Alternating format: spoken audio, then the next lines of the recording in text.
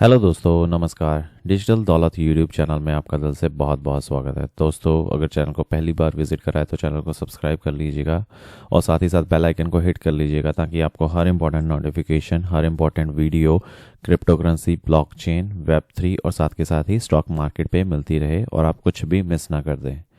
तो दोस्तों, आज जैसे आपने थंबनेल देखा होगा, तो आज हम बात करने वाले हैं एक स्टॉक के ऊपर जो कि क्या है, ब्लू चिप कंपनी है बट कुछ अच्छा परफॉर्म नहीं कर पाई। ठीक है, आज हम बात करने वाले हैं बजाज फाइनेंस के ऊपर। और हमें क्या लगता है भाई कि मतलब नॉट मेरे को, ठीक है, बट इन जनरल जो एनालिस्ट्स हैं, जो सिक्योरिटीज़ हैं, ठीक है, उनको क्या लगता है, मैं उनका जो व्यू आइडिया है वो आपके साथ शेयर करना चाहूँगा। बट जैसा कि मैं हर वीडियो में कहता हूँ कि भैया, क्योंकि पैसा आपका है तो डिसीजन भी आपका ही होना चाहिए कि आपको होल्ड करना है, या एग्जिट करना है, या बाय और करना है। तो आज हम बात करने वाले हैं भैया बजाज फाइनेंस के ऊपर। ठीक है, बजाज फाइनेंस एक टाइम पे भैया ये हॉट शेयर था। ठीक है, एनएससी का, बीएससी का, ठीक है, अपने इंडियन स्टॉक मार्केट का। ठीक है, बट अभी थोड़े टाइम से ये अच्छा नहीं कर पा रहा। ठीक, और जैसा कि आप यहाँ पे देख भी सकते हो, जैसे आज बहुत अच्छी गिरावट हो रही है, 3.5% की गिरावट हुई है। जैसे कि अभी आप देख रहे हो तो काफ़ी एकदम ही नीचे गिरा है। ठीक है, और अभी भी गिर रहा है। तो इसके चलते मतलब क्या है भाई, अब क्या इसका फ्यूचर है, ठीक है, वही समझने की कोशिश करते हैं। तो सबसे पहले भैया ये है राजीव जैन। ये कौन है भैया? ये हैं सीईओ हैं, ठीक है, बजाज फाइनेंस के। और कब से हैं ये सीईओ? काफ़ी लंबे समय से हैं, 2007 से हैं। तो आप मान के चलिए 18 साल से यही सीईओ हैं। इन्होंने काफ़ी अच्छा क्रूशियल रोल प्ले करा है बजाज फाइनेंस को जो आज है वो बनाने का। ठीक है, तो मतलब काफ़ी अच्छा पॉजिटिव इनका इम्पैक्ट है बजाज फाइनेंस के ऊपर। तो इसके अलावा थोड़ा सा अब देखते हैं, बैलेंस शीट को समझने की कोशिश करते हैं और रीज़न जानने की कोशिश करेंगे भैया कि गिर क्यों रहा है। देखिए, जो इसका प्रॉफिट और रेवेन्यू है ना, जैसे आप यहाँ पे देख सकते हैं, जो कंसोलिडेटेड नेट प्रॉफिट है वो 22% बढ़ा है ईयर ऑन ईयर बेसिस पे। ठीक है, अभी कितना हो गया? 4,765 करोड़। ठीक है, with total income up to 21 to 22%। ठीक है, अब क्या है, जो इनकम भी है वो 21 से 22% अप है। ठीक है, 22% नेट प्रॉफिट भी अप है, इनकम भी अप है, and net interest income climbing to 10,227 crore. ठीक है, 10,227 करोड़ पे जो इसकी नेट इंटरेस्ट इनकम है वो भी काफ़ी अच्छे लेवल पे क्लाइम कर गई है। ठीक है, तो मतलब ये तो भाई बहुत बड़ा प्लस है। मतलब 22% किसी का, अगर आप देखो ईयर ऑन ईयर बेसिस पे जो नेट प्रॉफिट है, ठीक है, एक बहुत बड़ा प्लस है। ठीक है, अगर इतना बड़ा राइज कर गया, इनकम भी राइज कर गई 20-22%, तो इस लेवल पे मतलब राइज नहीं कर पाती भाई कंपनीज, क्योंकि इस लेवल पे, क्योंकि इनका लेवल बहुत बड़ा है। ठीक है, अब जो कंपनी है जो इस लेवल पे है, ठीक है, वो अगर इस लेवल पे है तो वो ये लेवल अचीव कर पाएगी। बट अब अगर कोई इतनी बड़ी कंपनी है भाई, उसको बोलो भाई इतना बड़ा करना है, तो वो पॉसिबल नहीं हो पा रहा। तो इस इनके अकॉर्डिंग तो मतलब ये तो बहुत अच्छा रिजल्ट है भाई। तो कमी कहाँ रही? ठीक है, और देखते हैं लोन ग्रोथ। ठीक है, अब क्या है, जो नए लोन्स हुए हैं वो भी 23% पे इंक्रीज हुए हैं। ठीक है, ईयर ऑन ईयर बेसिस पे अभी कितने हो गए हैं? 13.5 मिलियन। ठीक है, पहले कितने थे? 11 मिलियन। तो भाई ये भी बहुत अच्छे हुए हैं। एसेट अंडर मैनेजमेंट AUM, ठीक है, वो भी 25% ग्रू करा है। अभी कितना हो गया है? 4.41 lakh crore. And the customer franchise expanded 21% to 106 million user. ठीक है भाई, अब 106 मिलियन यूज़र हो गए हैं अब टोटल। तो भाई सब जगह जो है वो प्लस प्लस है। ठीक है, सब जगह प्लस प्लस है। तो माइनस कहाँ पर है भाई? माइनस जो है वो कहाँ पर है? Question mark. ठीक है भाई, माइनस क्या है कि जैसे कि आप यहाँ पे भी देख सकते हो कि जो नंबर्स हैं भाई, उन्होंने क्या करा कि बहुत अच्छा रिजल्ट दिया है। ठीक, तो कमी कहाँ पे रहेगी भाई? कमी रह गई नॉन परफॉर्मिंग एसेट के ऊपर। ठीक है, जो नॉन परफॉर्मिंग एसेट है ना वो बढ़ गए हैं। अभी पहले कितने थे? 0.96, अभी कितने हो गए? 1.03%। ठीक है, तो अब नेट एनपीए भी इंक्रीज हो गई। अभी कितने हो गए? पहले कितने थे? 0.44, अभी हो गया 0.50। ठीक है, प्रोविजनिंग कितनी सर्ज होगी? 26% ईयर ऑन ईयर बेसिस पे। तो इतनी प्रोविजनिंग होगी 2,120 crore, notably from MSME and two wheeler segment. ठीक है, तो माइक्रो स्मॉल मीडियम एंटरप्राइज, ठीक है, MSMSC का ये मतलब होता है। और प्रोविजनिंग का मतलब क्या होता है? प्रोविजनिंग का मतलब भाई यही होता है कि भाई जो कंपनी ने प्रोविजन कर दिया कि कुछ लोन जो हैं वो भाई डूब जाएंगे इनके, ठीक है, वो प्रोविजन कर देती है company quarter to quarter basis पे या ईयर ऑन ईयर बेसिस पे।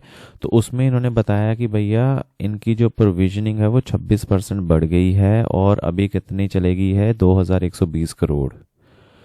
तो ये ही है सबसे बड़ा कारण इनके वीक परफॉर्मेंस का आफ्टर रिजल्ट आफ्टर 25 जुलाई, ठीक है।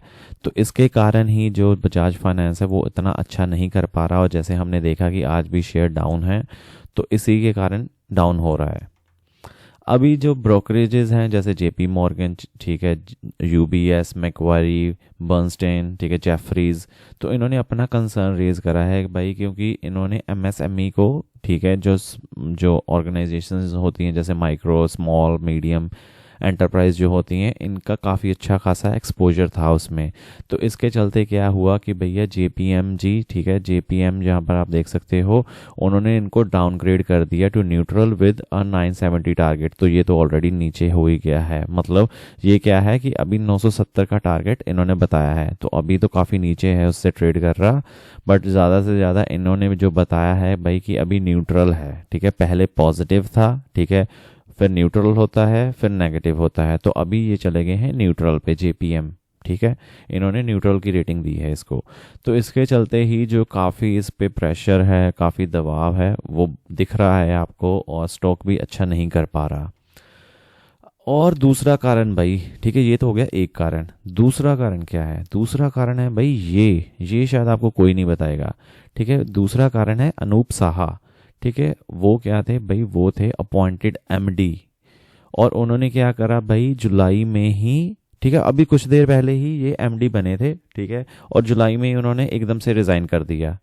तो उसमें क्या हुआ भाई कि लीडरशिप का कंसर्न रेज हो गया भाई, क्यों रिजाइन करा? अब जैसे भाई अब कोई छोटा एम्प्लॉय तो था नहीं, एमडी हैं भाई, और एमडी को तो बकायदा पूरा प्रॉपर नोटिस देना पड़ता है, और मतलब ऐसा नहीं छोड़ के जा सकता अगर कोई अनटिल अनलेस उनके पास सॉलिड रीज़न हो, जैसे कोई रिटायरमेंट एज मेट होगी, ठीक है, कुछ ऐसी हेल्थ इश्यूज हो गए कि भाई जिसके वजह से वो जॉब ही नहीं कंटिन्यू कर सकते हैं, ठीक है। तो ऐसा कुछ नहीं था, ठीक। तो इसके चलते उन्होंने क्या करा, एकदम ही जुलाई में आकर रिजाइन कर दिया। तो इससे क्या हो गया भाई, कंसर्न रेज हो गया, मार्केट को लगा कि कुछ तो गड़बड़ है, ठीक है, क्योंकि रिजाइन करने की रीज़न जो है वो नहीं शेयर हुआ। तो इसके चलते भी क्या हो रहा है कि काफ़ी दबाव आ रहा है, ठीक है, जो बजाज फाइनेंस के शेयर्स के ऊपर, ठीक। अगर आप अनूप साहा जी को नहीं जानते भाई, तो ये हैं अनूप साहा, ठीक है, ये हैं अनूप साहा, और इनके बगल में हैं, ठीक है, राजीव जैन जी। तो ये दोनों बंदे मतलब जो टॉप सीईओ और एमडी, ठीक है, तो इनके वजह से ही जो है वो बजाज फाइनेंस काफ़ी अच्छा कर रहा है। बट इन्होंने अब रिज़ाइन कर दिया, तो भाई कंसर्न्स रेज हो रहे हैं कि भैया क्यों हुआ, क्या हुआ, ठीक है। जो मार्केट को क्या है, जो क्वेश्चंस है ना, वो अगर अनक्लियर रहे, उसका अच्छे से आंसर ना मिले, तो वो मार्केट को पसंद नहीं आता, वो शेयर्स में रिफ्लेक्ट हो जाता है, जैसा कि हो भी रहा है अभी जैसे हम बात करें एक ऑर्गेनाइजेशन की, ठीक है, चलो ये तो हो गया क्लियर्स। अब क्या है, फ्यूचर क्या है भाई, ठीक है। अभी हमें मतलब नॉट मेरे को मतलब मेरे अकॉर्डिंग नहीं, बट हाँ जी, जो है एक ऑर्गेनाइजेशन है CLSA, ठीक है, उनके अकॉर्डिंग भाई अब क्या है कि लॉन्ग टर्म प्लान क्या होना चाहिए। देखिए अब आ जाते हैं चीज़ दो फैक्टर्स में, अगर लॉन्ग टर्म इन्वेस्टर और शॉर्ट टर्म इन्वेस्टर। तो लॉन्ग टर्म इन्वेस्टर्स तो हैं, है ना, जो इनके अकॉर्डिंग है CLSA, ठीक है, क्रेडिट लियोनीज सिक्योरिटीज़ एशिया, ठीक है, ये एक एसोसिएशन है। तो इन्होंने तो भाई यही बताया है कि भाई 25% इनके अकॉर्डिंग अभी भी जो है, क्योंकि अभी हमने देखा था कि 21 से 22% ग्रो हो रही है, तो इनके अकॉर्डिंग 25% आगे भी ग्रो करती रहेगी 2025 से लेकर 2028 तक। तो ये कौन कह रहा है भाई? ये मैं नहीं कह रहा हूँ, ये कह रहा है CLSA, ठीक है। तो इनके अंडर जो है, जैसे कि जो AUM है वो भी हमने देखा काफ़ी अच्छा ग्रो करा था, बट इन्होंने यही कहा है कि 23 से 24% वो भी ग्रो करता रहेगा, और इन्होंने कुछ उसमें संदेह नहीं जताया, कोई उसमें डाउट नहीं है इनको। और इन्होंने यही बताया भाई कंपनी की जो डिस्ट्रीब्यूशन नेटवर्क है एंड प्रोडक्ट डाइवर्सिफिकेशन है, जैसे कि गोल्ड लोन्स, कंज्यूमर फाइनेंशियल, ठीक है, तो ये काफ़ी अच्छा करेंगे और कंपनी की ग्रोथ में, ठीक है, आगे उसकी हिस्सेदारी करेंगे। तो ये कौन बता रहा है भाई? ये मैं नहीं बता रहा हूँ, ये बता रहा है CLSA। तो इनके अकॉर्डिंग जो है इनको कोई डाउट नहीं है बजाज फाइनेंस की फ्यूचर परफॉर्मेंस पर, ठीक है। और अभी क्या है इनके अकॉर्डिंग, जैसे कि बजाज फाइनेंस क्या है, लीड करता रहेगा। क्यों? क्योंकि ये इन कंज्यूमर एंड MSME, ठीक है, लैंडिंग में विद स्ट्रॉन्ग डिजिटल अडॉप्शन। और इसके अलावा क्या है इनका, क्या है, जैसे आप समझिए, ठीक है, एक कंपनी है, ये है रूल ऑफ फिजिक्स, ठीक है, सॉरी रूल ऑफ फाइनेंस, ठीक है। अब एक कंपनी है, ठीक है, अगर वो यहाँ पर परफॉर्म कर रही है, जैसे 1 साल उसने अच्छा परफॉर्म करा, 2 साल अच्छा परफॉर्म करा, 3 साल अच्छा परफॉर्म करा, तो चौथे साल में थोड़ा सा रीस्ट्रक्चरिंग हो सकती है, कुछ भी कह लो, कोई भी रीज़न बन जाएगा उसके ना परफॉर्मेंस अच्छा करने का।